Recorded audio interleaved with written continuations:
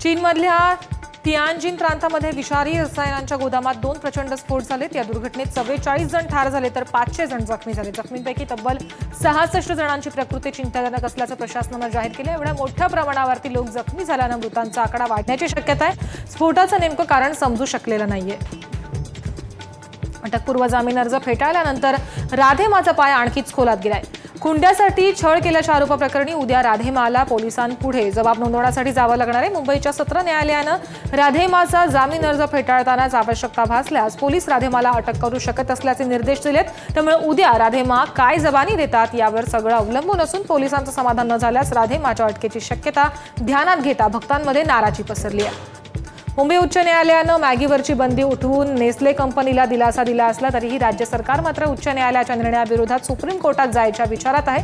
या संदर्भातली माहिती पुण्यात पालकमंत्री गिरीश बापट यांनी दिली। मात्र त्याआधी राज्य सरकार उच्च न्यायालयाच्या निर्णयाचा अभ्यास करणार आणि त्यानंतरच सुप्रीम कोर्टात मॅगीबाबत हायकोर्टानं दिलेल्या निर्णयाला आव्हान द्यायचं किंवा नाही याबाबतचा निर्णय घेणार असल्याची माहितीही गिरीश बापट यांनी दिली आहे। नागपुरात पाण्यात अडकलेल्या 5 विद्यार्थ्यांची सुटका करण्यात आली। नागपूरच्या पिली नदीजवळ पाण्यामध्ये अडकलेल्या बसमधनं या 5 विद्यार्थ्यांना सुखरूप बाहेर काढण्यात अग्निशमन दलाच्या जवानांना यश आलंय।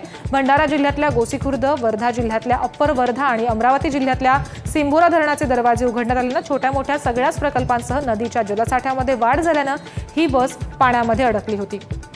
संसदेचं विशेष अधिवेशन 30 ऑगस्ट ते 4 सप्टेंबरपर्यंत घेण्यात येणार असल्याची माहिती सूत्रांकडून मिळते। ललित मोदी प्रकरण, जीएसटी विधेयकाला विरोध या मुद्द्यांवरती विरोधकांनी दोन्ही सभागृहात जबरदस्त गोंधळ घातल्यामुळे पावसाळी अधिवेशनावरती पाणी पडलंय। देशाच्या हितासाठी काही महत्त्वाची विधेयकं संमत होणं गरजेचं असल्याचं हे विशेष अधिवेशन घेण्यात येणार आहे। याआधीच काँग्रेसशी आम्ही संपर्कात असून विधेयकाबाबत तोडगा काढण्यासाठी सर्वतोपरी प्रयत्न केले जाणार असल्याचं व्यंकय्या नायडूंनी म्हटलंय। परिणामी सत्ताधारी विरोधकांमध्ये समझोता झाल्यास विशेष अधिवेशन निर्विघ्नपणे पार पडेल अशी अपेक्षा व्यक्त केली जाते।